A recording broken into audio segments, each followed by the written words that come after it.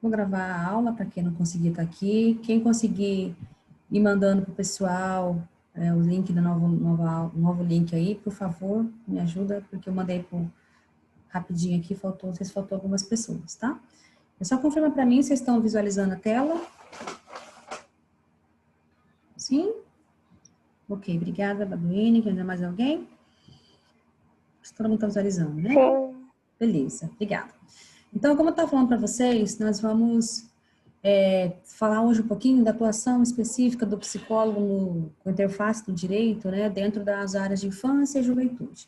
Em linhas gerais, o que a gente vai ter aí? Vou estar embasando nossa aula no artigo da Camila, né, Camila Maia, também é uma psicóloga jurídica, ministra da mesma disciplina, e ela trouxe esse material para a gente que é bem compilado, assim, bem sintético, ao mesmo tempo ele traz o que a gente precisa falar sobre ele, né? Em linhas gerais, eu quero falar sobre a atuação do psicólogo dentro das áreas de infância, nas linhas de acolhimento de criança e adolescente, né? Ou abrigamento, antigamente a gente falava abrigamento, mas uma perspectiva mais aí dentro do Plano Nacional de Convivência Familiar e Comunitária. A gente trabalha com o termo acolhimento e não mais abrigamento, nem mais asilo, abrigo, né? Ou unidade de acolhimento, o nome mais correto, unidade de acolhimento, e não orfanato, como a gente tinha o linguajar que a gente usava, né, especialmente na época de Código de Menores. A questão das medidas educativas, que são feitas em meio aberto, né, a adoção, né, a questão do parecer técnico, né, na hora de fazer os processos, o incentivo ao ECA, né, participação de eventos que incentivem e que fomentem o cumprimento do ECA, né, estudos de caso, ações para prevenir abandono, negligência e marginalização, né, em especial cuidando aí do bem-estar psicológico das crianças e dos adolescentes, né. Então, nos casos de adoção, que é um dos casos que a atuação do psicólogo é muito presente, juntamente com a atuação do assistente social, mas o psicólogo ele tem esse trabalho técnico de trabalhar, de analisar, né, através do acompanhamento psicológico, quais são as expectativas que a família que está em processo de adoção está criando. Por quê? Nada mais doloroso para uma criança do que ela ser devolvida, né? Eu já até acho que citei para vocês em outros momentos que eu acompanhei dentro da minha área de atuação algumas crianças que passaram por esse processo. Foram adotadas, né? Não estava ainda com guarda permanente, mas estava com a provisória, e foram devolvidas, né? O quão traumático, quão ofensivo, quão abusivo isso é para uma criança, né? Dentro desse processo de adoção. Então, o psicólogo, né, nessa linha, um dos trabalhos dele é fazer com que entender quais as expectativas, fantasias que o casal adotante tem em relação a essa criança, trabalhar mais com senso de realidade, não com senso de idealização, porque o casal que está em adoção idealiza uma criança, cria uma expectativa que não é real, aí quando vem a criança verdadeira, ela não está dentro daqui esperado, então a chance de frustração é muito grande. Então o psicólogo tem que trabalhar nesse sentido de fomentar que esse casal que esteja em adoção, ou a pessoa solteira que está em adoção, né, esteja mais entendendo a adoção dentro do senso de realidade e não do ideal criado, do imaginário criado, né? E aí, Sieg e Maciel, nesse estudo, eles falam sobre a importância de entender a paternidade e a maternidade, né, de compreender como funciona, ainda mais quando são pais, assim, cria muita expectativa, né? Não podem ter filhos biológicos, então cria, às vezes, uma noção de maternidade e paternidade um tanto irreal, né? E o psicólogo vai trabalhar nesse sentido, né? Preparar esses pais e também, né, dentro da linha lá da unidade de acolhimento, preparar aquela criança. E muitas vezes a criança também, ela precisa ser trabalhado nela, né? Eu já atendi casos em que a criança, ela não queria ser adotada, não queria, e ninguém entendia isso. O que acontecia? Ela ia para famílias e ela boicotava o processo de adoção, ela sabotava, né? Ela fazia não dar certo, ela testava toda a autoridade e organização familiar e ela foi devolvida inúmeras vezes, até que ela foi bem clara, eu não quero ser adotada. Porque no fundo ainda, ela tinha uma expectativa de voltar para a mãe biológica. né? Isso só foi entendido dentro de atendimento depois de muito tempo, de muito tempo. Até isso ser analisado, essa criança ficou indo e voltando para inúmeras famílias, né? E era uma adoção de irmãos, então, tipo, a irmã ia junto com ela, acabava perdendo a oportunidade de estar numa casa, porque ela não queria, acabava voltando. Então, quando a gente separou esse grupo de irmãos, que entendeu que naquele momento nem sempre é recomendado separar grupo de irmãos, mas naquele momento era o mais saudável a se fazer, a irmã conseguiu ir para uma família, se estabilizar, e ela ficou no abrigo até completar uma idade e acabou depois voltando para a mãe biológica, porque ela, no fundo, ela não queria, né? E o psicólogo precisa ter um senso muito crítico de entender aí, de analisar e dar suporte para os casais, para as famílias que estão adotando e para essa criança que vai passar também dentro do processo de adoção. Como que ela vai lidar com isso? Como que ela vai se adaptar às dificuldades encontradas aí, né? A gente sabe que todo casal que vai fazer adoção ou a pessoa individual ela tem que passar por um curso, mas só o curso nem sempre ele é suficiente para preparar essa família mesmo para esse processo que às vezes é mais difícil aí e muitos não dão conta de lidar, tá? Outra atuação do psicólogo dentro aí das varas de infância e adolescência é no caso de guarda e tutela, né? Tem diferença, né? Eu estava falando de adoção, né? Então, a guarda, ela é um processo onde a pessoa ela vai ter toda a responsabilidade dos cuidados básicos, alimentação, higiene, né? Todas as questões relacionadas à, à vida daquela criança, né? A guarda tem dois momentos, o momento que ela é provisória, está em fase ali de adaptação, de análise, né? E até que quando passa todo esse momento, a família tem a guarda permanente daquela criança, né?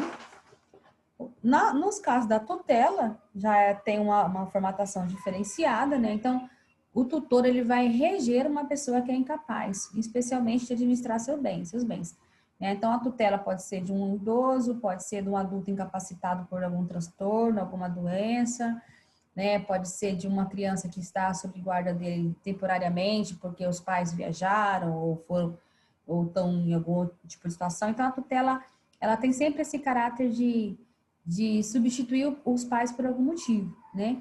E é diferente, né? Na guarda, não. Na guarda, a pessoa tem a paternidade, a maternidade daquela criança. Na tutela, não. Ele vai administrar a vida daquela criança, ou da pessoa mais velha, no caso do idoso incapacitado, ou da pessoa que tem alguma deficiência, ou algum transtorno, só que ele não tem aquela formatação de paternidade e maternidade, né? Então, seria mais tipo um cuidador, mais responsabilizado legalmente por isso. Onde que o psicólogo jurídico vai entrar dentro dessas duas questões, né? Quando esses processos, né, chegam, o psicólogo tem que analisar a motivação da pessoa, o que levou ela a estar ali, qual que é a finalidade, por quê? Especialmente crianças que, por exemplo, os pais faleceram, né, e essas crianças têm bens, né, aí algum parente automaticamente quer a tutela das crianças, ou quer a guarda daquelas crianças, né, ou no caso de idosos, né? Idosos que não podem gerir os próprios recursos, e aí tem aposentadoria, ou tem bens, ou tem algum dinheiro, alguma renda tal, e aí alguém mais jovem, um filho ou um parente próximo tem que assumir a tutela desse idoso, né? Ou a tutela de uma pessoa deficiente, né? Que é incapacitada de autogerenciamento. Então, o primeiro trabalho do psicólogo nessas questões é entender quais as reais motivações que essa pessoa tem. Então, o que essa pessoa quer, né, com esse trabalho, né? O que ela quer com essa disposição em ajudar, né? Ela está realmente interessada na pessoa ou tem algum interesse por trás aí subentendido? Tem alguma outra perspectiva que não seja o cuidado? Como que é isso? Então, o primeiro trabalho do psicólogo é entender essas motivações. Por que essa família quer adotar uma criança? Por que essa família quer... Por que essa pessoa quer ser tutor de um idoso? Por que quer ser tutor de uma irmã deficiente? Né? A gente tem muitos casos, isso é muito grave, porque tem muitos casos de pessoas que desviam a finalidade dos recursos, né? Recurso de sustento, recurso de provisão daquela pessoa, acaba sendo destinado para outras situações, né? Então, a gente tinha uma situação aqui no município, de mãe e filha que eram incapacitados e tinha um tutor, né, para cuidar desses recursos da mãe e do filho, porque os dois tinham deficiência mental e tinham benefício e não gerir. O que acontecia ali? Essa pessoa fazia inúmeros compromissos com esse dinheiro pessoais, particulares, né? Ou então, em outro momento, ela levava aquela senhora a adquirir produtos que não eram de primeira necessidade. Então, por exemplo, teve uma situação que nós fomos chamados para atender esse caso, que configurou até uma violação, né? Uma violência, um abuso financeiro ali, porque tomou o dinheiro de certa forma. Como que essa pessoa fazia isso? Né? Ela simplesmente ia lá, ela vendia lingerie, por exemplo. Então, ela fazia aquela pessoa incapacitada fazer uma compra enorme de lingerie e depois ela mesma ia descontando daquele salário dela. Né? Então, isso tem que ser muito bem o cuidado, muito bem fiscalizado, porque senão acontece esses tipos de abuso também. E o psicólogo vai, juntamente com o assistente social, fazer esses pareceres da condição socioeconômica, socioemocional, da pessoa ter essa tutela, ter essa guarda, né, qual que é a finalidade dela, como que é a convivência. Muitas vezes a pessoa tem a guarda da criança e no dia a dia não consegue estabelecer uma boa convivência, né? Ou então terceiriza, né? Pega a guarda, já acontece muito isso. Ah, o pai quer a guarda, né? Teve separação, o pai quer a guarda dos filhos. Só que o pai pega a guarda dos filhos e dá para a avó cuidar, né? Ah, mas eu trabalho. Não, mas quem tem a guarda? Né? Ou ao contrário, né? Ah, o pai não pode ter a guarda por algum motivo. A avó vai lá, pega essa guarda e deixa o pai ter convivência, né? Então, na verdade, essa é uma das atuações umas demandas que mais tem o psicólogo dentro da área da infância e da juventude, né? Ou da criança e do adolescente, que é nos casos de tutela e de guarda. Abrigamento ou acolhimento, como a gente fala, né? Então, abrigamento a gente nem usa muito mais esse termo dentro da área social, mas acolhimento mesmo. O acolhimento ou abrigamento pelo ECA é uma medida completamente excepcional. O que quer dizer isso? Quando já tentou de tudo, quando já foi feito de tudo, quando já tentou todas as possibilidades, não teve como, não tem como, aquela criança está em risco, está perigosa, está insalubre, ela vai precisar ser encaminhada para a unidade de acolhimento. Então, isso quer dizer um caráter excepcional. Quer dizer que só vai acontecer o acolhimento em últimas instâncias, não na primeira. E esse é um grande debate que a gente faz na rede de atendimento à criança e adolescente no município, especialmente com o conselho tutelar, né? Que muitas vezes os conselhos tutelares, não vou citar especificamente daqui, mas até de outros municípios que eu acompanho, não vê o acolhimento como excepcionalidade, né? A gente falava até uma época que o conselho usava as unidades de acolhimento como hotel para criança, né? Ah, foi lá, estava a criança a mãe estava brigando, sei lá, qualquer situação lá que dava para resolver, por exemplo, automaticamente pegava a criança, levava para o abrigo, passava uma noite lá no abrigo e depois tirava, né? Então, isso é completamente irregular, né? Completamente irregular. Existe caso, sim, de acolhimento emergencial, né? Então, quando tem, tipo, no meio da noite, no final de semana, só que esse mesmo acolhimento emergencial tem que ser analisado o contexto do acolhimento. Né? Ter um familiar que pode se responsabilizar, que é idôneo, é sempre visto como a primeira opção. Né? Tem um vizinho que é muito próximo, que é idôneo, é sempre visto como a primeira opção. Né? Então, o acolhimento é considerado extremamente excepcional. Por quê? Porque fragiliza o vínculo daquela criança com a família, fragiliza o vínculo com a sociedade. Imagina a gente ser levado para um lugar que não conhece ninguém, que não sabe nada como está acontecendo, que não é uma casa, que é uma instituição e que tem regra e que você não entende nada, da noite para o dia você ser colocado lá e sem ter preparação para isso, né? Então, o acolhimento por si só já é extremamente traumático. Então, a gente usa essa medida completamente para casos excepcionais, né? Então, o psicólogo, ele tem que intervir nesse contexto em acompanhar essa família, né? Por quê? Porque a ideia do acolhimento não é tirar a guarda de ninguém, no primeiro momento, tá, gente? No primeiro momento, é dar oportunidade para aquela família se reestruturar, se for o caso de se reorganizar, se for um membro familiar que é abusivo, que cometeu algum tipo de violação de direito contra aquela criança, retirar aquele membro familiar, ou enfim, né? Então, nessa perspectiva, o psicólogo tem que trabalhar aquela família para a reinserção familiar, que a gente fala, né? Que é o desabrigamento, quando a criança vai poder voltar para o convívio familiar. Ou não. Aí que entra a outra perspectiva. Então, esse trabalho do psicólogo com o acolhimento, ele vai trabalhar em duas frentes ali. Uma é verificando se a família de origem tem condição de receber aquela criança de volta, e outra verificando se ela não tem condição de receber de volta e pedindo o cancelamento, pedindo ali a extinção do poder familiar, né? Então, é umas linhas completamente sérias, porque envolve diretamente vidas humanas, né? Todos os momentos envolvem, mas um acolhimento, ele é um rompimento muito sério, muito grave, que mexe muito com a vida de uma criança. Uma criança, quando passa por um abrigo, ela tem marcas ali grandes que talvez ela carrega a vida inteira, né? Sempre carrega, né? Umas menos dolorosas, outras mais dolorosas, mas ela sempre vai carregar. Por isso que a ideia do acolhimento é excepcional. Quando realmente não tem mais jeito, quando realmente não tem mais solução, quando realmente não tem mais o que fazer. Então, aí o acolhimento se torna algo sem precedente, não tem como não fazer.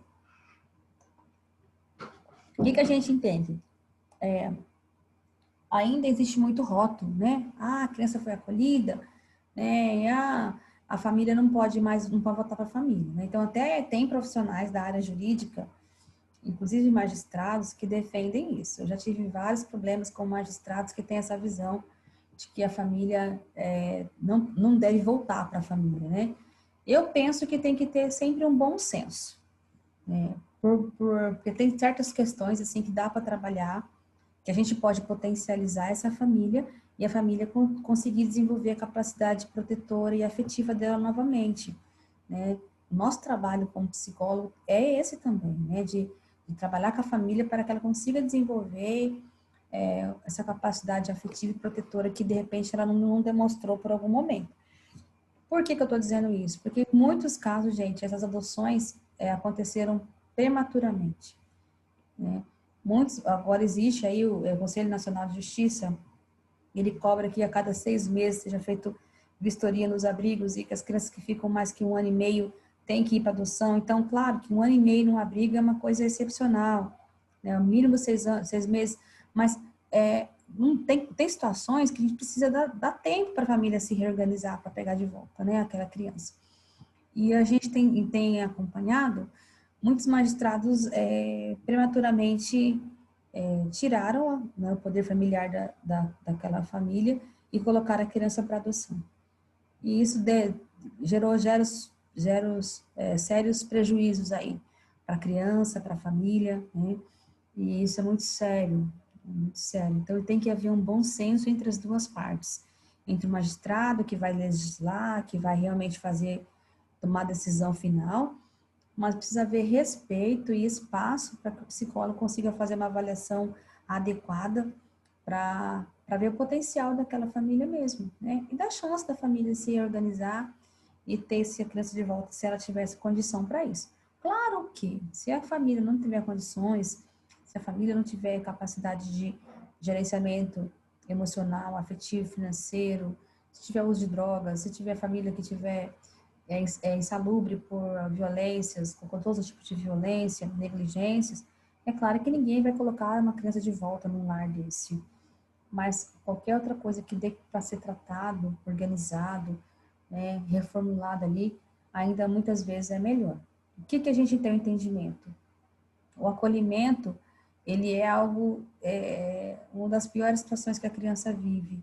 Então, é melhor ela estar em família, seja a família dela, seja uma família substituta, numa família acolhedora, uma família que vai depois, de repente, pegar essa guarda, mas tem que ser uma família também que proporcione bem-estar para ela, porque ela já não está na casa dela, porque ela já não está na família de origem dela, ela já está num contexto de convívio social que ela não está estranha ali, né? Então, a gente precisa ter esse olhar.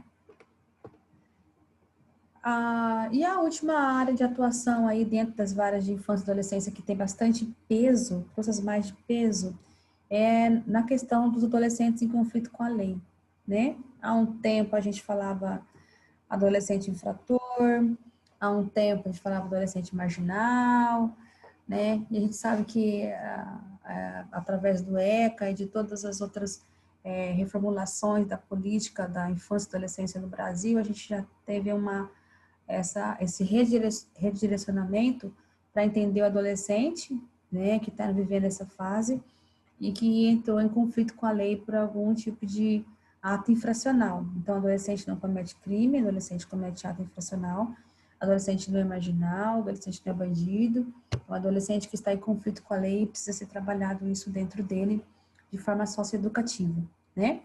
Então, dentro dessa área aí, do adolescente em conflito com a lei, existem duas linhas de intervenções aí do psicólogo. Primeiro, a intervenção que vai ser realizada antes da audiência, né, para elaboração de laudos, né, que vai ajudar o juiz a tomar decisão, como vem sendo o comportamento do adolescente, como que é essa família de origem, como ele chegou a esse ponto aí de cometer esse ato infracional. E depois da audiência, juntamente com a equipe técnica, né, esse psicólogo vai acompanhar as medidas que foram tomadas, sejam medidas protetivas ou socioeducativas, né? Então, não sei se vocês têm esse entendimento, que é a diferença de uma para outra, né? Uma medida protetiva, o que o ECA define, né? Define criança, né, até 12 anos e 11 meses, e adolescente a partir de 12 anos e 11 até 18 anos e 11. Qual que é a diferença aí? Uma criança, quando está com o direito violado, ela cabe a ela sofrer uma medida protetiva, né? Uma medida de proteção, seja encaminhamento para um serviço, seja encaminhamento para um atendimento, seja encaminhamento para alguma rede, enfim, né? O adolescente em conflito com a lei, ele tem que sofrer uma medida socioeducativa. Qual que é a ideia de diferença, né? A medida protetiva vai proteger, vai cuidar, vai guardar, vai garantir que os direitos dela não sejam violados. E a medida socioeducativa vai garantir que esse adolescente seja trabalhado para que ele seja reinserido socialmente, para que ele reflita no ato infracional que ele cometeu, para que ele mude a sua rota e volte a ter um comportamento social aceitável. Em alguns casos, né, muitos adolescentes vão sofrer dois tipos de medida.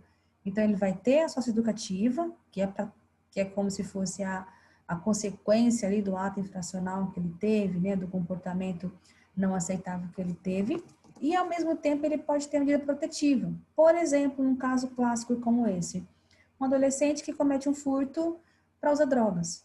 Então, nós temos dois problemas aí instalados, né? Um adolescente que furtou, então um furto é um ato infracional.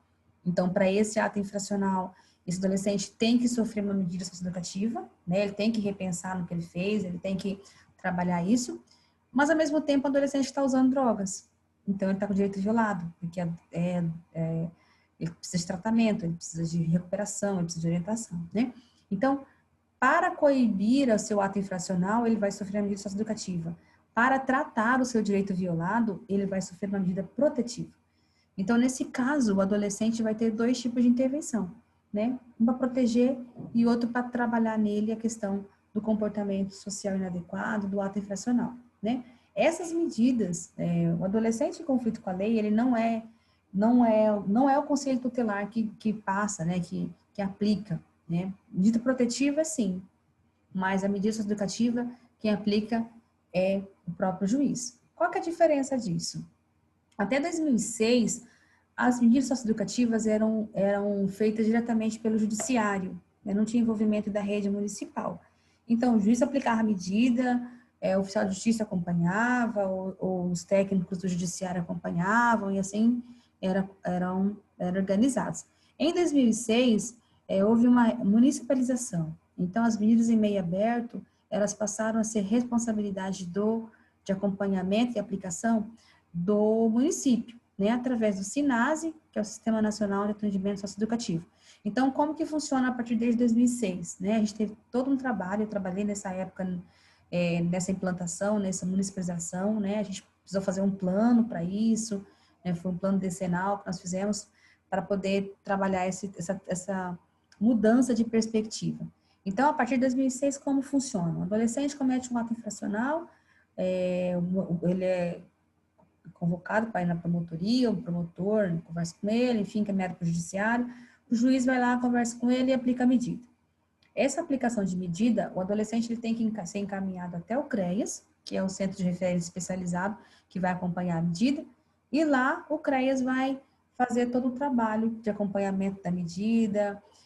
Se ele é a LA, que é a liberdade assistida, né, que a gente fala, é um tanto mais complexa, porque envolve acompanhamento na escola, na comunidade, em todos os lugares que esse adolescente frequenta, né? A PSC, que é a prestação de serviço à comunidade, geralmente é a mais comum, pelo menos na época que eu trabalhava diretamente com medidas, era mais aplicada.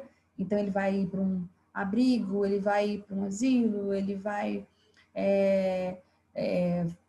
numa escola, né, em algum lugar que não seja vexatório, que não é caso de humilhação, porque não é essa a ideia, né, não é trabalhar, não é humilhar ele, é ressocializar, é trabalhar para que ele reflita no que ele fez e não faça mais, né? E aí, paralelo à prestação de serviço à comunidade, ele vai frequentar o CREAS, os grupos de apoio, as oficinas terapêuticas, e no centro da juventude, participar de jovem aprendiz. Então, a ideia não é simplesmente punir o adolescente, né? Ele tem que sofrer a consequência dos seus atos, mas a ideia também é que ele reflita no que ele fez e que ele mude a sua perspectiva, tá? O psicólogo vai trabalhar aí dentro do judiciário, acompanhando as medidas, e lá no CREAS também, né, fazendo todo esse suporte para que o adolescente permita lá, ok?